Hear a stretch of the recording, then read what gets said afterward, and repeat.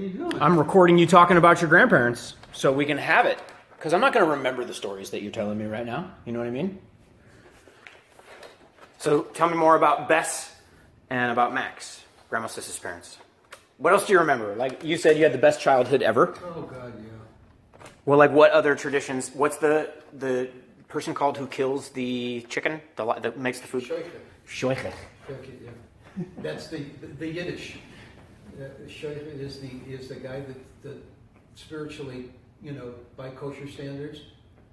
Well, but if she had to get a live chicken every time, how was that every day? No, that would be like on the weekend. Saturday was shopping day. Like for groceries, going to the old Jewish delicatessen, and getting sliced corned beef and that kind of stuff. Whitefish. I mean, that was like Jewish penicillin.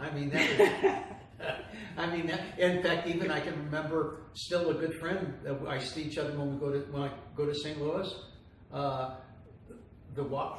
Harmon was his name. He in my age. And you see Harmon still? Yeah, and it used to be that on Sunday I used to go across the street. They used to live across the street on Cromwell, and then on Sunday I would go have whitefish and lox and bagels with them, and then on Sunday afternoon. He fishes to this day. He's one of the few Jews I know that fishes, and he and his father and I used to go. We used to go out to the Merrimack River in what is now West St. Louis County, and after bagels and lox, I just watched because I didn't like fishing, but I would go and watch them fish in the Merrimack River. It was.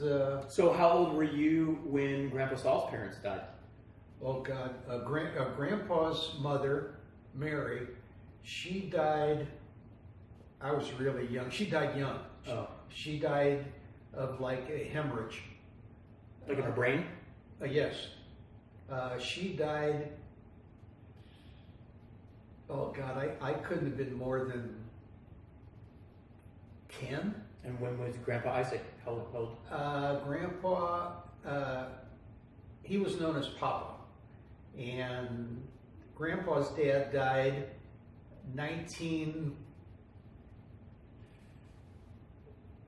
around 1960, and I can remember I was a junior counselor at camp, so I must have been like a sophomore in high school. And in Madison, Wisconsin, and Neil was a camper, and got a call that Grandpa's dad had passed away. Well, you would have been 18. So I'm sorry? You wouldn't have been a sophomore. You would have been a senior. No, I was. If he died in 1960, and you're born in 42. Well, no, it was maybe 58. Whatever. But I was like a sophomore in high school, and we were in Wisconsin and got a call, and Neil and I flew back, for the funeral in St. Louis, and then went back to Madison, Wisconsin. And how did he got old age or something else? I'm not exactly sure, but I can remember when Grandpa's mother passed away. His father, Isaac, came to live in our house on Cromwell. And where the den is now, that was his room. I remember hearing that. And So then he lived with you guys for like for a long time. Yeah, Grandma was a daughter, not a daughter. Beyond, above and beyond.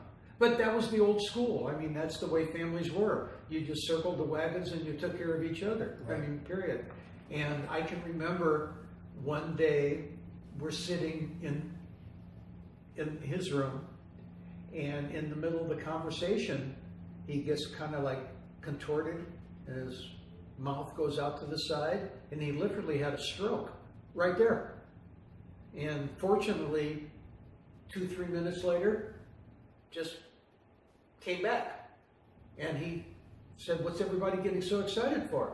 And Grandpa said, "Dad, how do you feel?" He says, "I feel fine. What's everybody so excited for?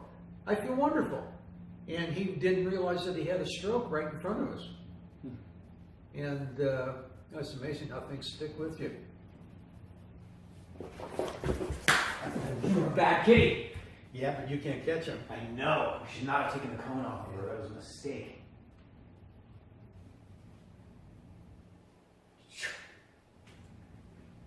Yeah, I can. And Eddie, who's now 85, when he went to Washington University, and on Saturday, Eddie was always a worker. I mean, he was never afraid to work.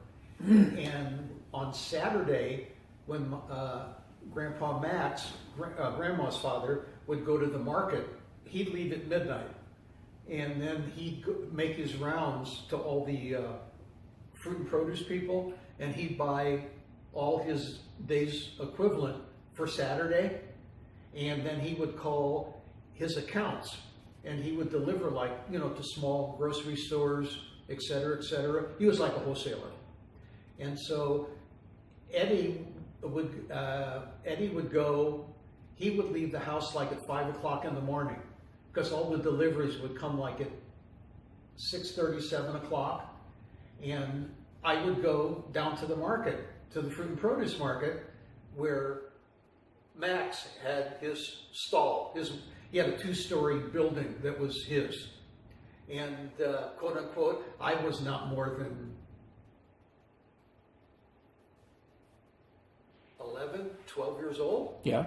And I, quote unquote, first what we would do is he would take me into a greasy spoon where all the truck drivers were at the Soulard Market, the Sarah Street Market in St. Louis, and I'd sit at the counter and I'd have coffee, toast, and potatoes and hash browns. And I sat with all the truck drivers. How old? 11. Oh, it was, I mean, it was wonderful. I mean, and then I'd help, quote unquote, help unload the trucks, and I had my own dolly, and, you know, so they put one crate of whatever, not to overload the wagon, and, you know, I just do whatever, you know, everybody else did, and then by 11:30, 12 o'clock, Grandpa Max had a driver and a truck, and he did the route and delivered all the fruit and produce. And then when he came back, by the time he came back, everything obviously was emptied out, and then all the, it was like a glorified, how can I put it? It was like a 2-story garage, but very deep, like triple, quadruple length deep as opposed to wide. And they'd hose down the wood floors and sweep everything out to make sure everything was clean for the following day. And we would all, you know, I would come home. I'm listening. I would come home with Eddie, and you know, it was like noon, and by noon Saturday, you know, I put in my 6 or 7 hours, but I gladly did it. And Grandpa used to schlep me during the summers when they were still in the wholesale business. We used to go to, well, towns that you can't imagine. I don't even know there's an equivalent in Arizona. We used to, in a car with sample grips of shoes, half pair of shoes, and specially pigeonholed suitcases with cloth covering so they kept the shoes clean. We went to like towns like Springfield, Missouri, Joplin, Missouri, Neosho, Missouri. I mean, just before the invention of air conditioning. That's how far I go back. Before McDonald's, before air. I can remember the first couple of trips, believe it or not, now this is like 1949, 50, 51. So I would have been like 10, 11 years old. Cars, they didn't even know what air conditioning was. And like, if you wanted extra equipment on a car where it was optional, if you wanted a side view mirror on I remember when a right side view mirror was optional. Okay, or if you wanted directional signals. Really? Yeah, or this was before the push button radio, everything was manual. Right, well I get that. And if you wanted an air conditioner, as technology evolved, I'll never forget, there was a company called Vornado, and there was a self-contained unit that you put in between on the hump on the front seat of the car. Well, underneath the dashboard right there, you put in a Vornado air conditioner, and you had to rewire the car. I mean, attach everything to the radiator, etc. And I can remember all that. I mean, all of that. I can remember when I was 11 years old, Grandpa and his partner, they had a retail shoe store in Terre Haute, Indiana, even though they were in the wholesale business. Yeah, but this was like, do you remember as a little kid, like Baker's shoe, Burt's, Baker's, where, there were what they call trimmed windows, where there were all kinds of styles of shoes with price tags on them, set on various pedestals. Well, they had a store like that in Terre Haute, Indiana. So that was the only retail store they had. And I would go to Terre Haute with Grandpa when he would go to visit the store. And in those days, maybe still now, shoes from a factory, when you bought, they would either come in a container, an 18 pair case or a 36 pair case. So an 18 pair case was probably, that's wide and that high, and a 36 was double, so it was like that wide and maybe that high. So Grandpa says, today you're the cashier. And this is a regular on the main drag downtown. At 11 years old. I was making change. That's why math and figures come easy to me. I could do this all in my head when I was 11 or 12 years old. I mean, I punched in, with oversight. So when did he start Hill Brothers? Hill Brothers was started, I was a freshman in high school in 1956. And Grandpa and his partner, and they lived from paycheck to paycheck. Like I told you, when I was born, I was paid for on the installment plan. They didn't have enough money to pay for me. So Grandpa, he was a calculating risk taker. And from some back, and at that time there was a wholesale shoe area and a wholesale clothing area in downtown St. Louis called Washington Avenue. And Grandpa and his partner had a store, had an office and showroom and warehouse in the back on Washington Avenue. It is now literally in the middle of an intersection that was been torn down. They bet the ranch with backing by some of the more well-to-do businessmen on the block, because they had a great reputation. And they arranged a line of credit, and they went to the bank, and on one day, in Easter is always the biggest shoe season of the year, retail-wise. Easter? Oh, God, yeah. Interesting. Easter, comes at a different time every year, be it March or April. So generally, March and April, those 60 days, for those 60 days, you might do 30% of your volume and 50% of your year's profit in those 60 days. That's how big Easter at least was. And in March of 1956, I was a freshman in high school. They opened up it was either 3 or 4 stores. They bet everything, and they had 2 nickels to rub together, and they bet it all, and then some, with credit. And they opened up either 3 or 4 stores at the same time, on the same day, Easter period, 1956. And in life, a lot of times timing is everything. It was almost impossible not to succeed for what they did. It was, 2 for anything today was started by Grandpa. 2 for anything. That retailing concept was your grandfather. For reals? Yeah, absolutely. 2 for 1 pair of shoes. Well, it used to be, and now it's hard to believe. Now, Grandpa was in charge. He was the president of the company, but he bought and merchandised all the women's shoes. That was his niche besides being president, because everybody had to do more than one thing. So, as ridiculous as this sounds, and there used to be most of the shoe business manufacturing going back to the 30s, 40s, and 50s was done regardless of gender, style, whatever, season, was done in the United States, which is almost unheard of. Unheard of today. Yeah. Right. So at any rate,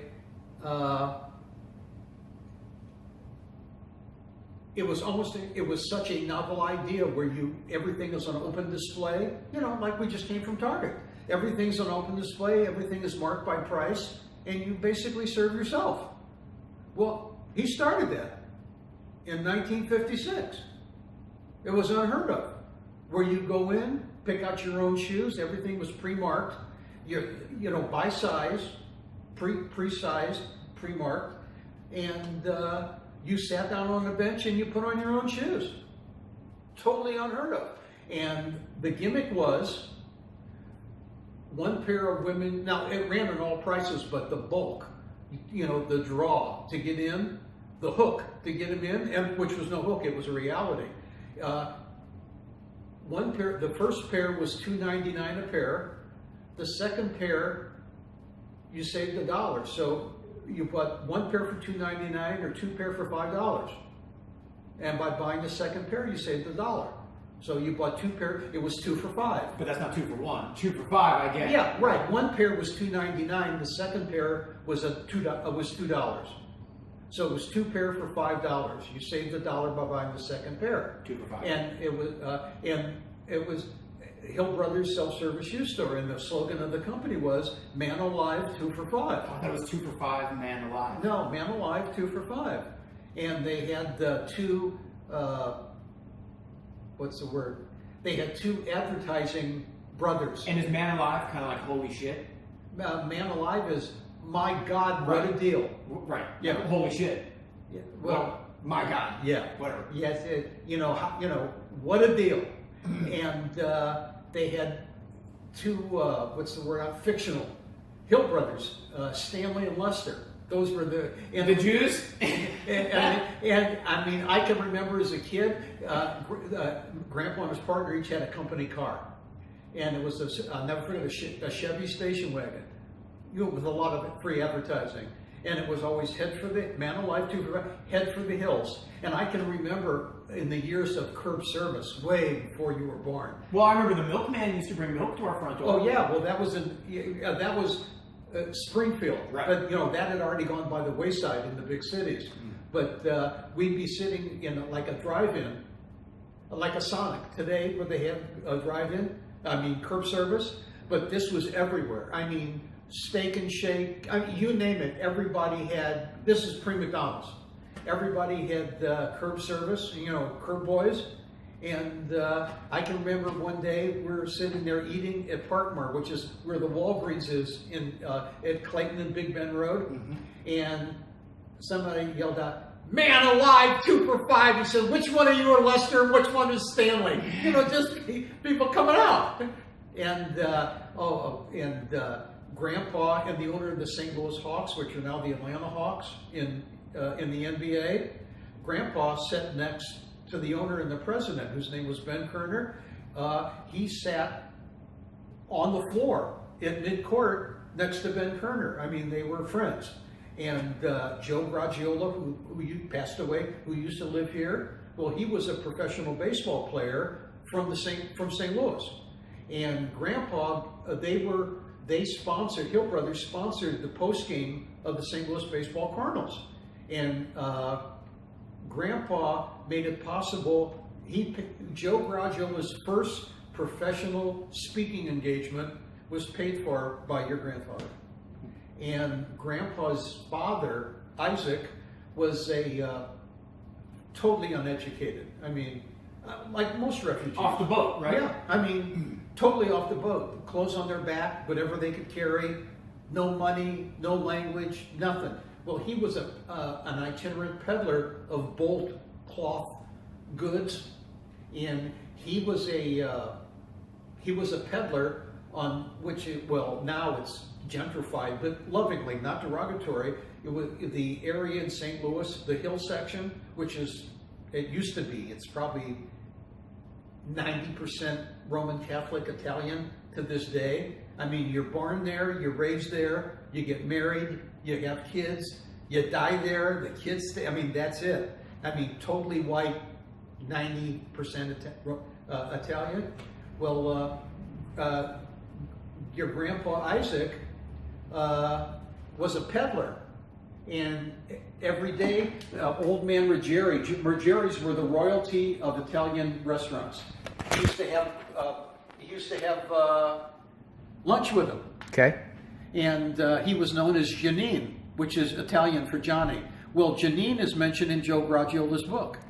So it's And how many stores did they have when they sold Hill Brothers to Payless? started with 3 and went public in 1960, and they wound up with selling at 104 stores.